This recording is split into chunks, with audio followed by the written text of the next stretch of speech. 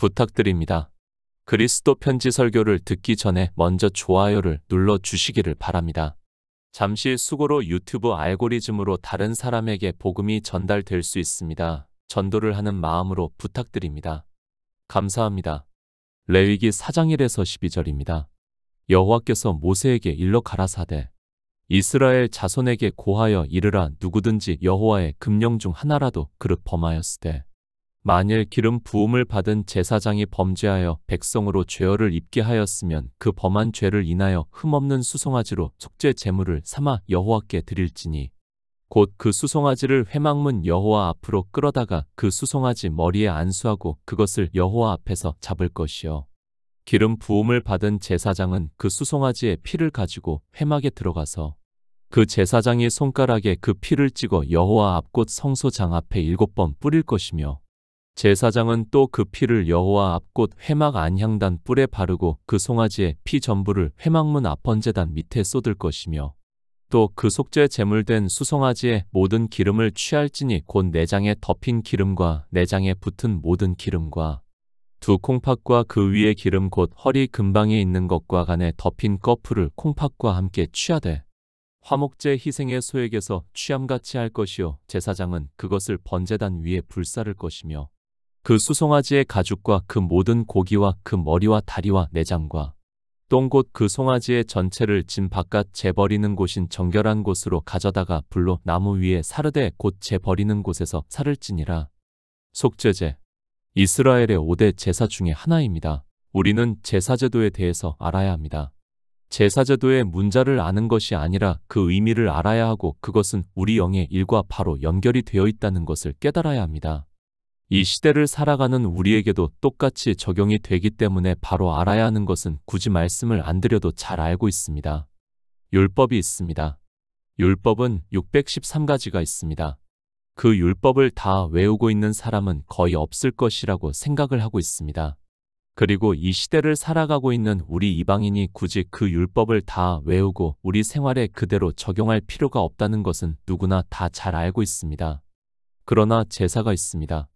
더구나 분명히 속죄제를 드리라고 말씀을 하고 있습니다. 우리 역시 이 제사가 이루어져야 한다는 것은 두말할 필요가 없다고 생각을 하고 있습니다.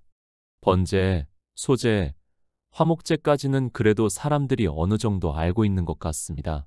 그런데 이 속죄제와 속건제에 대해서는 대부분의 사람들이 각각의 이야기를 하고 있는 것을 볼 수 있습니다. 제사입니다. 하나님께서는 분명히 제사를 구분해서 말씀을 하고 있습니다. 그러면 왜 속죄제를 드리라고 말씀을 하고 있는가를 알아야 합니다. 많은 사람들이 그저 죄를 사해주는 제사 정도로만 생각을 하고 있고 이스라엘이 죄를 지면 속죄제를 드리는 것으로만 생각을 하고 있습니다. 일반적인 죄입니다. 그것은 이미 우리가 앞에서 말씀을 드린 번제를 통해서 충분히 말씀을 드렸습니다. 그러니까 성경에 기록이 되어 있는 율법을 범하게 되면 번제를 드리게 함으로 해서 속죄가 된다고 말씀을 하고 있습니다. 그러니까 이미 번제를 통해서 속죄를 받았다는 것을 말씀을 하고 있습니다. 그런데 속죄제를 드리라고 말씀을 하고 있고 그 제사를 정해 놓으셨습니다. 각각의 제사입니다. 다 의미가 있습니다. 만약에 같은 제사라고 한다면 굳이 하나님께서는 여러 가지 제사를 드리게 할 필요성이 없다는 것을 알아야 합니다. 그리고 이미 번제를 통해서 속죄가 된다는 것을 말씀을 했고 예수 그리스도께서 우리 죄를 위해서 속죄 제물이 되었다고 말씀을 하고 있습니다. 의미입니다. 제사를 어떻게 드리는가는 중요하지 않습니다. 그 안에 담겨져 있는 의미를 아는 것이 중요하다고 믿고 있습니다. 이 속죄제도 마찬가지라고 믿고 있습니다. 성경에 문자로 기록이 되어 있는 그것을 어떻게 드리는가는 중요하지 않습니다. 속죄제가 무엇인가를 아는 것이 더 중요하다고 저는 믿고 있습니다. 레위기 4장 1에서 2절입니다. 여호와께서 모세에게 일러 가라사대 이스라엘 자손에게 고하여 이르라 누구든지 여호와의 금령 중 하나라도 그릇 범하였으되 킹제임스 번역을 보겠습니다. 주께서 모세에게 일러 말씀하시기를 이스라엘 자손에게 고하여 말하라 만일 어떤 사람이 무지로 인하여 마땅히 해서는 안 되는 일에 관한 주의 명령을 거역하여 그 중에 어떤 일을 어겨 행하고 금령, 어떠한 행위를 하지 못하게 하는 법령이라고 사전에서 말을 하고 있습니다. 물론 성경에 기록이 되어 있는 율법도 이에 해당이 된다고 생각할 수 있습니다. 그러나 사실 성경에 기록이 되어 있는 문자적인 율법은 이것에 해당이 되지 않는다는 것을 먼저 알고 있어야 합니다. 킹제임스 번역입니다. 물론 한글 개역 성경의 번역이 바르다고 저는 받아들이고 있습니다. 그러나 우리가 이해를 하는 데 있어서는 킹제임스 번역이 이 말씀에 대해서는 가장 이해하기 쉽게 번역이 되지 않았나 생각을 하고 있습니다.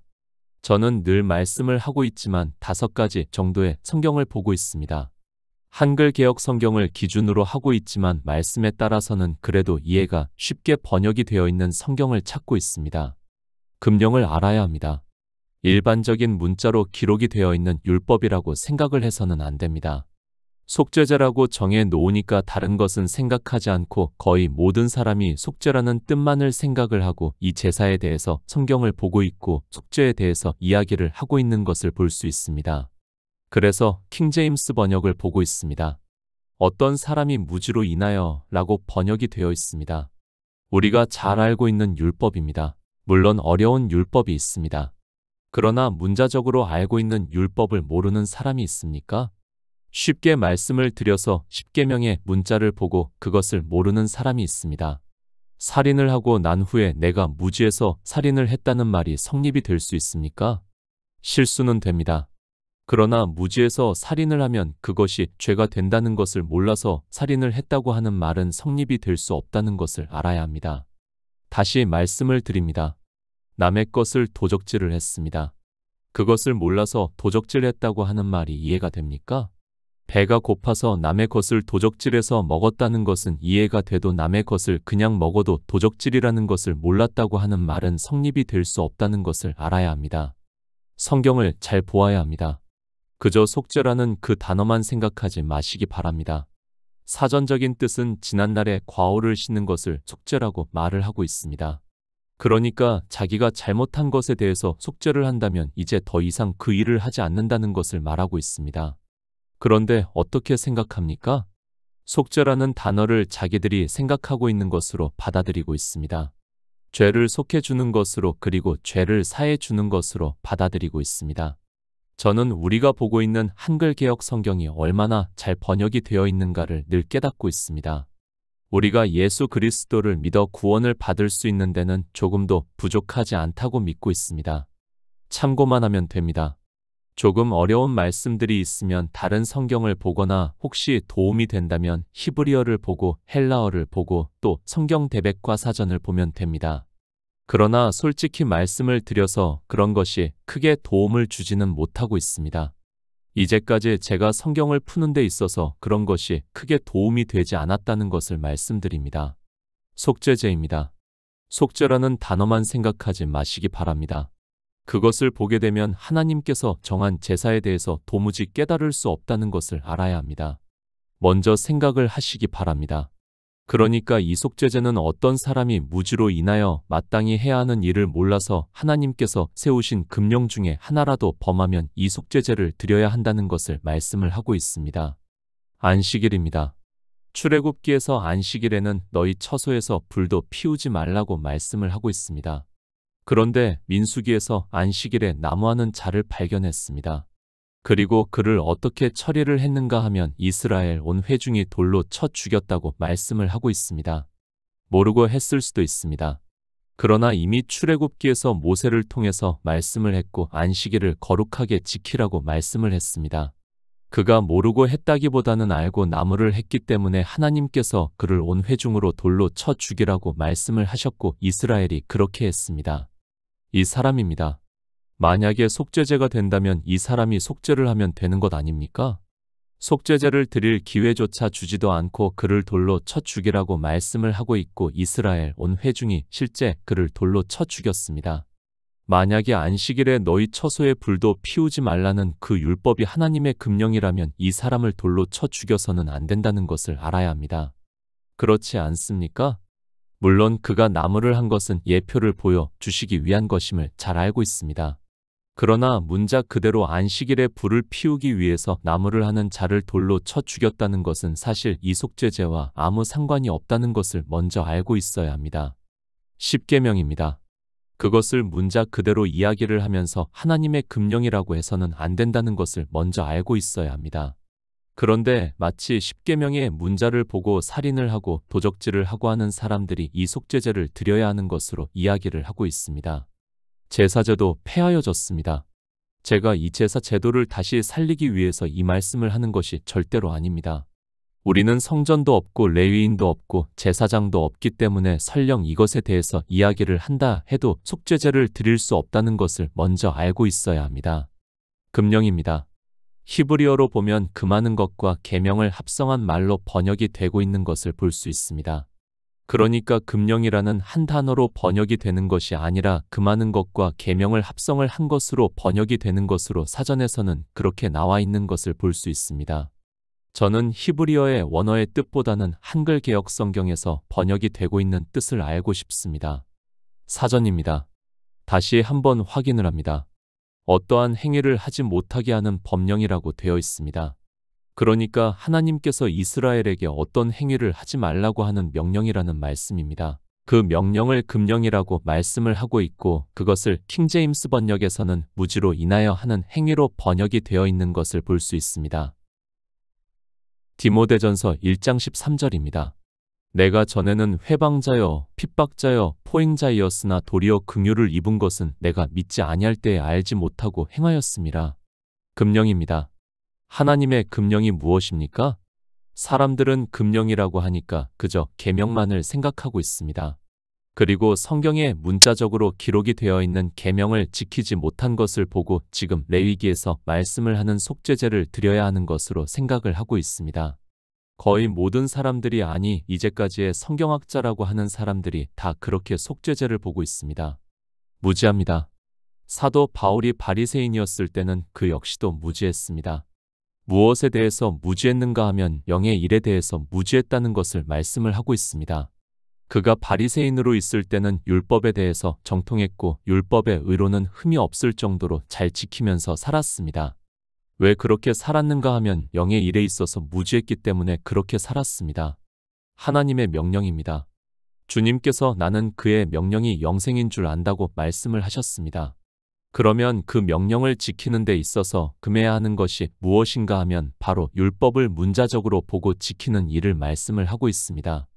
영생을 얻으려면 율법을 지켜서는 안 된다는 것을 사도 바울이 빌립보서에서 말씀을 하고 있습니다. 율법의 의입니다. 그 의로는 흠이 없다고 말씀을 하고 있습니다. 그러나 예수 그리스도를 얻기 위해서 그 흠없는 율법의 의를 배설물과 같이 버렸다고 말씀을 하고 있습니다. 하나님의 명령은 영생입니다. 그런데 그 영생을 얻으려면 율법을 지켜서는 절대로 안 된다는 것을 말씀을 하고 있습니다. 그런데 사도 바울이 율법을 지켰습니다. 왜 지켰습니까? 그때는 알지 못하고 행했다고 말씀을 하고 있습니다. 그러니까 하나님께서는 율법을 지키지 말라고 말씀을 하는데 그릇 행했다고 말씀을 하고 있습니다. 교회 안에 있는 모든 사람이 이렇게 하나님을 믿는다고 하면서 율법을 지키고 있다는 것을 말씀을 하고 있습니다. 누가 그렇게 합니까? 이스라엘 자손이 그렇게 합니다. 기름을 부음을 받은 제사장이 그렇게 하고 있습니다. 온 이스라엘 회중이 그렇게 하고 있습니다. 그리고 족장이 그렇게 하고 있습니다. 또 평민들이 그렇게 하고 있다는 것을 말씀을 하면서 그것을 위해서 속죄제를 드리라고 말씀을 하고 있습니다. 속죄제입니다. 우리는 먼저 이 속죄제가 무엇인가를 알아야 합니다. 그저 속죄라는 말씀만 보고 무엇이 죄인지도 모르고 그저 속죄제를 드린다고 해서는 절대로 안 됩니다. 죄가 무엇인가 하면 하나님의 금령 중 하나라도 그릇 범하는 것을 말씀을 하고 있습니다. 우리 성도입니다. 이제는 우리도 사도 바울과 같이 율법을 지키지 않고 있습니다. 그러나 우리도 어떻게 했습니까? 사도 바울과 같이 알지 못했을 때는 그러니까 영의 일에 있어서 무지했을 때는 율법을 지키면서 살았다는 것을 말씀하고 있습니다. 그것을 레위기에서 속죄제를 말씀을 하면서 하나님의 금령 중 하나라도 그릇 범하였을 때 속죄제를 드리라고 말씀을 하고 있습니다. 복음입니다. 초대 교회를 제외하고는 처음부터 복음을 들었던 사람이 없다는 것을 알고 있어야 합니다. 하나님께서 이방의 복음을 전하기 시작한 그때를 제외하고는 모두가 율법을 지켰다는 것을 알아야 합니다. 그때도 교회 안에 벌써 율법주의가 들어왔고 이제 이방의 교회는 완전한 율법주의에 빠져 하나님께서 지키지 말라고 하는 율법을 지키고 있습니다. 이방의 교회입니다. 사도들이 죽고 나서 서기 100년이 지나면서 교회는 급속도로 율법주의에 빠졌다는 것을 알아야 합니다. 저 역시도 마찬가지입니다. 어려서부터 교회에 다니면서 율법을 지키는 것을 너무도 당연하게 받아들였습니다. 그때는 정말 아무것도 모르고 하나님께서 율법을 지키지 말라는 금령을 모르고 율법을 지키는 일에 열심을 냈습니다. 금령입니다. 사도들이 처음 복음을 전하는 그때를 제외하고는 모두가 이 금령을 어길 수밖에 없다는 것을 알아야 합니다.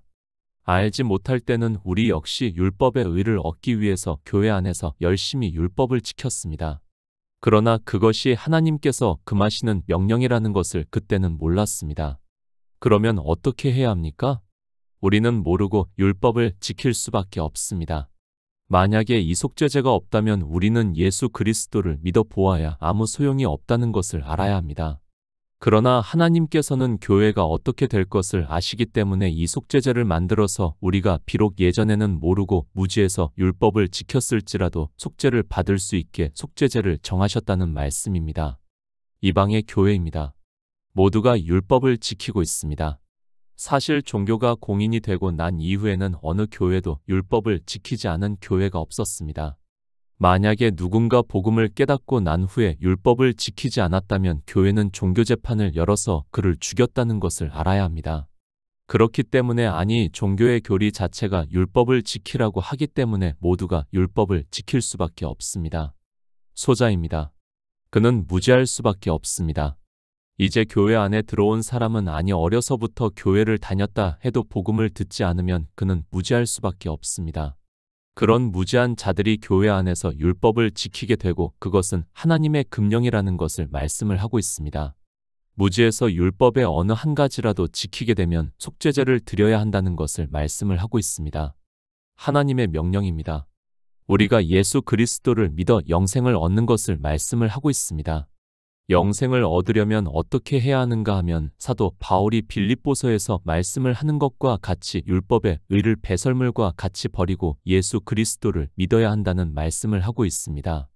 그래서 사도 바울이 내가 가진 의는 율법에서 난 의가 아니라 믿음으로 난 의라고 말씀을 하고 있습니다.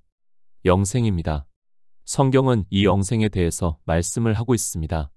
역시 이속죄제도 영생에 대해서 말씀을 하고 있습니다. 그러면 영생을 얻으려면 어떻게 해야 하는가 하면 율법을 지키면 안 됩니다. 율법을 지키는 것 자체가 하나님의 금령 중에 어느 한 가지라도 범하는 것이라는 말씀을 하고 있습니다. 우리의 영생입니다. 우리는 이미 금령을 어긴 자입니다. 그런데 어떻게 어긴 자인가 하면 그릇 범하였다고 말씀을 하고 있습니다. 그것을 킹제임스 번역에서는 무지해서 범했다고 말씀을 하고 있습니다. 그렇다면 우리는 어떻게 해도 구원을 받을 수 없고 율법을 지킴으로 해서 진노를 받을 수밖에 없는데 하나님께서 이 속죄제를 정하심으로 해서 우리가 구원을 받을 수 있다는 것을 말씀을 하고 있습니다. 이 시대입니다. 사람들이 하나님을 믿어서 구원을 받고 싶으면 어떻게 합니까? 먼저 교회 안에 들어오게 됩니다. 그런데 교회 안에 들어오면 모두가 율법을 지키고 있습니다. 그러면 그는 진노를 받게 되어 있습니다. 그러나 하나님께서 그에게 성령을 보내주심으로 해서 그가 복음을 깨닫게 되면 자기가 하나님의 금령을 그릇 범하였다는 것을 알게 되고 이 속죄제를 통해서 구원을 받을 수 있다는 것을 말씀을 하고 있습니다. 도덕적인 죄가 아닙니다. 영생에 대해서 말씀을 하고 있습니다. 속죄제는 영생에 대한 죄에 대해서 말씀을 하고 있다는 것을 알아야 합니다. 그러나 거의 모든 사람들이 이 속죄라는 단어만 생각을 하면서 마치 도덕적인 죄를 지면 속죄제를 드려야 하는 것으로 알고 있고 그 도덕적인 죄를 사해주는 것으로 생각을 하고 있습니다. 레위기 4장 3절입니다. 만일 기름 부음을 받은 제사장이 범죄하여 백성으로 죄어를 입게 하였으면 그 범한 죄를 인하여 흠없는 수송아지로 속죄 제물을 삼아 여호와께 드릴지니. 성경의 번역입니다. 늘 말씀을 드리지만 한글개혁 성경은 정말 이 시대 우리나라 사람들이 구원을 받을 수 있는 성경이라는 것을 알아야 합니다. 이런 말씀들을 볼 때마다 저는 느끼고 있습니다. 한글개혁 성경이 없었다면 저는 복음을 깨달을 수 없다고 생각을 하고 있습니다. 그런데 사람들은 이 성경을 너무 폄하를 하고 있고 심지어는 오역에 대해서 말을 하고 있습니다. 번역입니다. 1에서 2절의 말씀은 제가 킹제임스 번역을 올려드렸습니다. 그래도 그 번역이 이해하기가 쉽다고 생각을 하고 있습니다. 지금 3절의 말씀은 그래도 새 번역이 낫다고 생각을 하고 있습니다. 여러분들에게 이해가 쉽게 되게 하기 위해서 이렇게 여러 가지 번역된 성경을 올리고 있지만 그 기준은 늘 한글 개역 성경이고 가장 잘 번역이 되어 있다고 믿고 있습니다. 기름 부음을 받은 제사장입니다. 성경은 그냥 기록이 된 말씀이 없습니다. 반드시 그 의미가 있다는 것을 알아야 합니다. 그러나 사람들은 성경을 거의 문자적으로 보고 있습니다. 그리고 자의적으로 해석을 하고 있습니다. 차라리 모르면 더 이상 해석을 하지 않는 것이 좋지만 그렇게 하지를 않고 있습니다. 아는 것만 해석을 하는 것만으로도 충분히 복음이 전파가 될 수 있다는 것을 알아야 합니다. 우리 성도입니다. 베드로전서에서 왕같은 제사장이라고 말씀을 하고 있습니다. 그리고 요한계시록에서도 우리를 제사장 삼으셨다고 말씀을 하고 있습니다. 어떤 제사장을 삼으셨는가 하면 이스라엘의 율법에 따르는 제사장을 삼으신 것이 아니라 성령을 보내주심으로 해서 우리 안에 성전이 지어짐으로 해서 제사장을 삼으셨다고 말씀을 하고 있습니다. 우리는 제사장입니다. 그러니까 우리 안에 성전에 지어진 성도는 제사장이라는 말씀을 하고 있습니다. 성도에게 성령이 오심으로 해서 우리는 이 세상에서 제사장과 같이 살아가고 있습니다. 그리고 기름 부음을 받음으로 해서 복음을 전하는 자로 살아가고 있습니다. 그런데 어떻습니까? 우리가 하나님의 금령을 다 알고 있습니까? 저 역시 마찬가지입니다. 이 복음이 다 계시가 되기 전에는 하나님의 금령을 다 깨달을 수 없었습니다. 그래서 금령을 그릇 범하면서 살았습니다. 불과 수년 전만 해도 식사를 할 때 기도를 하면서 먹었습니다. 그러나 어떻습니까? 이제는 식사를 할 때 기도를 하지 않습니다. 이제는 그것이 외식이고 율법의 행위가 된다는 것을 알기 때문에 그것으로 의롭다 하심을 받을 수 없다는 것을 알기 때문에 하지를 않고 있습니다. 그러나 저 역시 무지할 때는 식사 기도를 했습니다.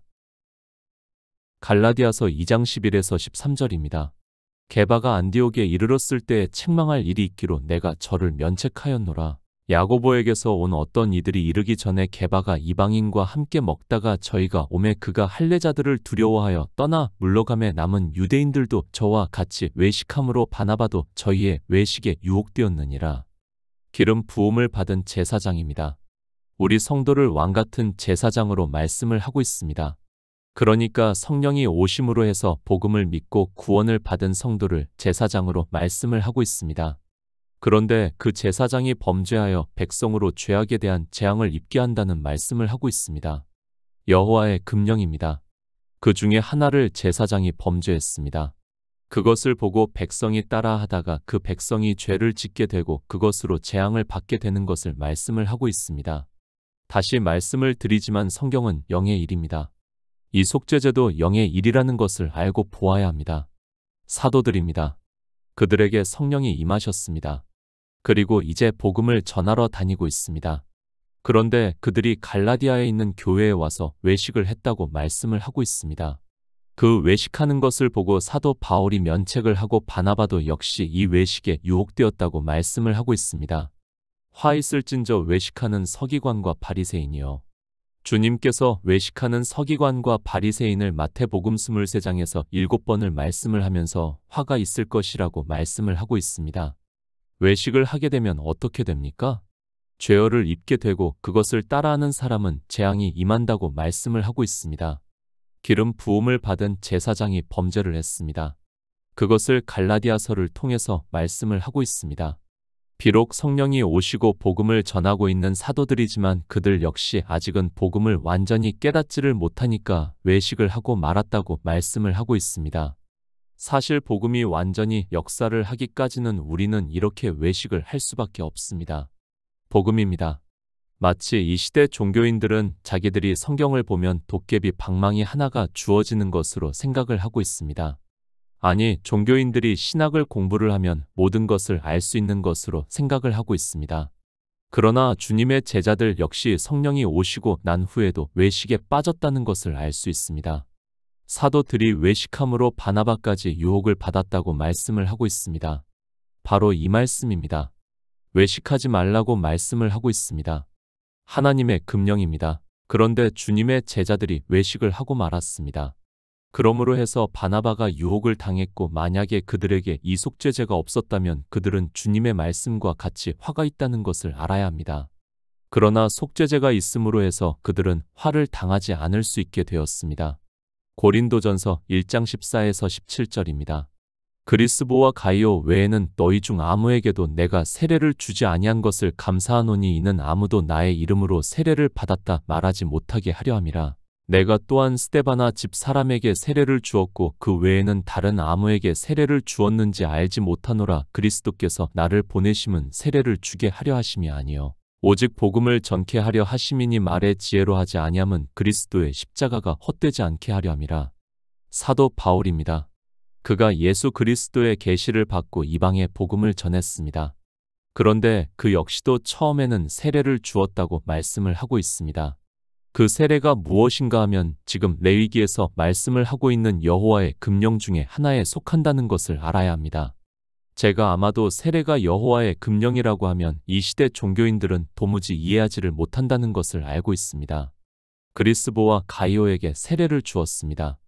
사도 바울이 세례를 준 행위가 무엇인가 하면 기름 부음을 받은 제사장이 범죄하여 백성으로 죄어를 입게 한 행위라는 말씀입니다. 물론 그리스보와 가이오가 나중에 다시 사도 바울로부터 복음을 듣고 자기들이 받은 세례가 잘못되었다는 것을 알고 성령 세례를 받았을 것이 분명합니다. 그러나 어떻습니까? 사도 바울 역시도 백성으로 죄어를 입게 함으로 해서 그리스보와 가이오가 재앙을 당하게 했다는 말씀입니다. 그들이 다시 복음을 바로 듣지를 않고 세례를 받은 것으로 자기들이 구원을 받았다고 생각을 하고 있고 그것을 의로 가졌다면 그들은 재앙을 당할 수밖에 없습니다. 속죄죄입니다. 만약에 이 속죄죄가 없다면 우리는 어느 누구도 구원을 받을 수 없다는 것을 알아야 합니다.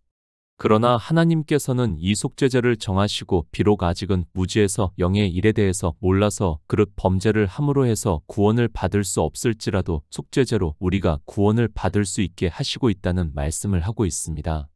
몰랐습니다. 우리가 무지함으로 해서 영의 일을 모름으로 해서 여호와의 금령 중 하나라도 그릇 범할 수 있습니다. 그러나 알고 난 후에는 어떻습니까?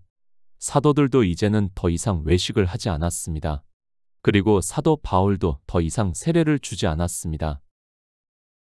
히브리서 10장 26절입니다.